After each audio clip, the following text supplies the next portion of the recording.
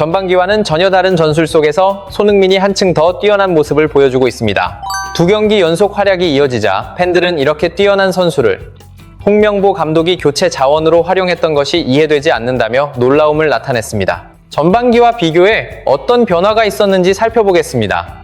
LAFC는 2026년 7월 23일 오전 11시 30분 미국 캘리포니아주 로스앤젤레스 BM 스타디움에서 열린 2026 MLS 17라운드 홈 경기에서 레알 솔트레이크와 맞붙었습니다. 북중미 월드컵으로 잠시 휴식기를 보냈던 MLS는 최근 다시 시즌 일정을 시작했습니다. LAFC는 재개 이후 첫 경기였던 LA 갤럭시전에서 3대0 승리를 거두며 승점 3점을 확보했고 좋은 흐름을 이어가고 있습니다. 특히 월드컵 휴식기 이전까지 리그에서 득점을 기록하지 못했던 손흥민은 LA 갤럭시와의 경기에서 리그 2호 골을 터뜨리며 득점 감각을 되찾았고 이에 따라 팬들의 기대감도 더욱 커진 상황입니다. 하지만 LAFC 앞에는 쉽지 않은 일정이 기다리고 있습니다.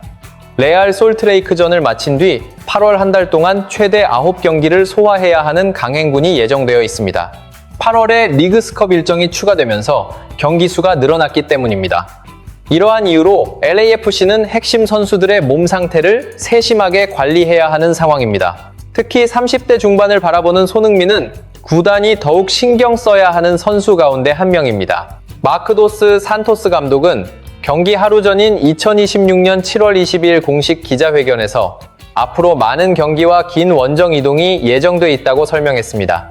그러면서 손흥민 같은 주축 선수들을 언제 출전시키고 언제 휴식을 줄지 적절하게 관리하는 것이 중요하다고 밝혔습니다. 이어 그는 이런 이유를 선수들에게 먼저 설명했다며 선수들은 언제든 출전할 준비가 됐다고 말하지만 실제로는 체력 관리가 반드시 필요하다고 강조했습니다. 또한 손흥민 역시 이러한 운영 방식을 충분히 이해하고 있다고 덧붙였습니다.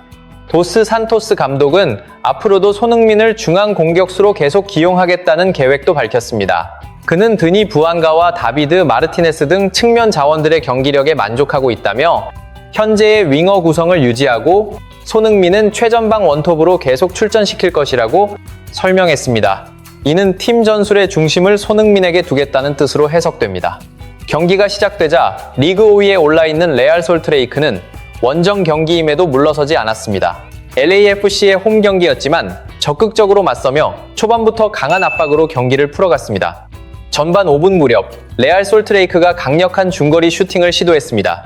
골문으로 향한 공은 요리스가 몸을 날려 가까스로 막아냈고 이를 지켜본 많은 축구 팬들은 불안한 마음을 감추지 못했습니다.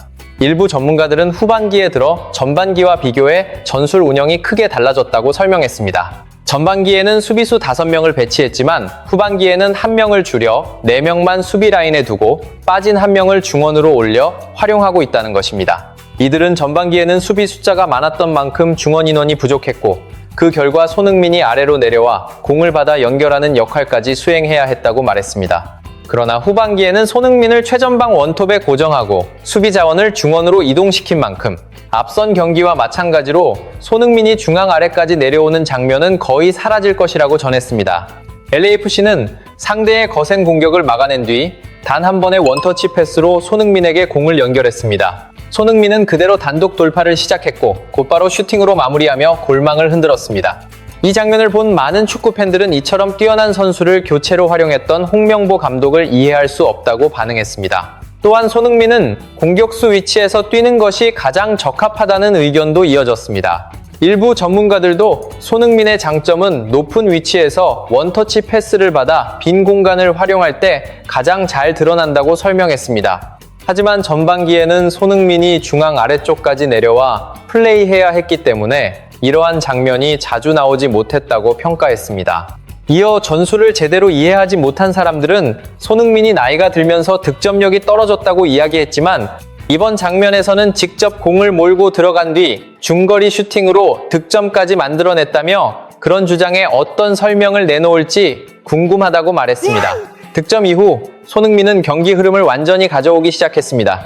페널티 박스 부근에서 좌우로 공을 배분하며 공격을 조율했고 상대 수비수들은 손흥민을 막기 위해 계속 움직이느라 어려움을 겪는 모습이 이어졌습니다. 전반 17분쯤 손흥민은 상대 페널티 박스 근처에서 밀집 수비를 뚫고 슈팅을 시도했습니다.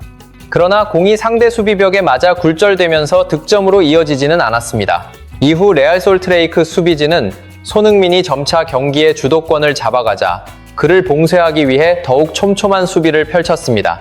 그 결과 수비 뒤편에 공간이 생겼고 그 틈으로 부안가가 침투해 두 번째 골을 만들어냈습니다. 이 득점으로 LAFC는 2대0으로 앞서 나가게 됐습니다.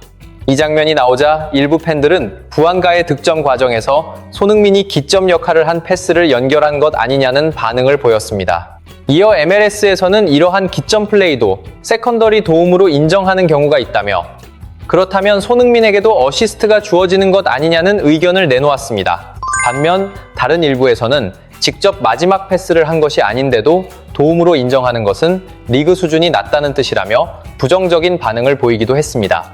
이에 대해 몇몇 전문가들은 사실과 다르다고 설명했습니다. 단순히 짧은 패스를 연결했다고 세컨더리 도움이 기록되는 것이 아니라 결정적인 공격 전개에 기여한 장면이어야 인정받을 수 있다고 말했습니다.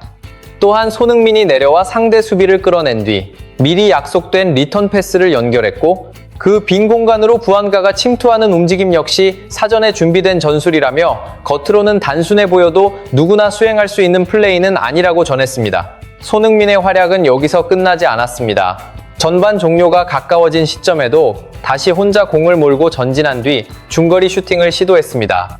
하지만 이번에는 상대 골키퍼의 선방에 막히면서 추가 득점은 만들어내지 못했습니다. 결국 LAFC는 손흥민의 뛰어난 활약 속에 전반전을 2대0으로 마무리했고 후반전에 들어갔습니다. 후반전이 시작된 뒤 손흥민은 체력을 조절하는 모습을 보였습니다. 앞으로 8월에 이어질 연속 경기까지 고려한 움직임으로 보였습니다. 많은 축구 팬들은 손흥민이 한 골을 더 추가해 3대0을 만든 뒤 일찍 교체되어 체력을 아꼈으면 좋겠다고 응원했습니다. 또 이날 경기력을 보면 충분히 가능한 이야기라며 기대를 나타냈습니다. 이후 손흥민은 오른쪽 측면을 돌파한 뒤 중앙으로 크로스를 올렸습니다. 이를 막기 위해 상대 수비수가 슬라이딩에 들어갔지만 공이 굴절되며 그대로 자책골이 됐고 순식간에 스코어는 3대0으로 벌어졌습니다. 이 장면을 지켜본 많은 팬들은 손흥민과 부안가 조합의 장점이 그대로 드러난 순간이라고 평가했습니다. 또한 역습 중심의 전술로 바뀌자 손흥민과 부안가 투톱이 살아났다며 이제는 득점이 더욱 늘어날 것이라고 큰 박수를 보냈습니다. 도스 산토스 감독은 손흥민이 이날 3골 가운데 한 골은 직접 득점했고 한 골에는 어시스트로 관여했으며 나머지 한 골 역시 자책골을 유도하는 데 결정적인 역할을 하면서 모두 3골에 영향을 미치자 곧바로 손흥민과 부안가를 교체해 체력을 관리했습니다. 일부 축구 팬들은 이런 경기라면 손흥민이 사실상 3골 모두에 관여한 것이니 해트릭이나 다름없다고 농담을 건넸습니다. 이어 이제 득점왕 경쟁에도 도전해보자며 현재의 흐름이라면 후반기에 충분히 대반전을 만들어낼 수 있을 것이라는 기대를 나타냈고 이에 많은 팬들이 공감했습니다. 앞으로도 손흥민과 LAFC의 경기에서 어떤 활약이 이어질지 많은 관심이 모이고 있습니다. 계속되는 경기와 새로운 소식도 함께 지켜봐 주시기 바랍니다.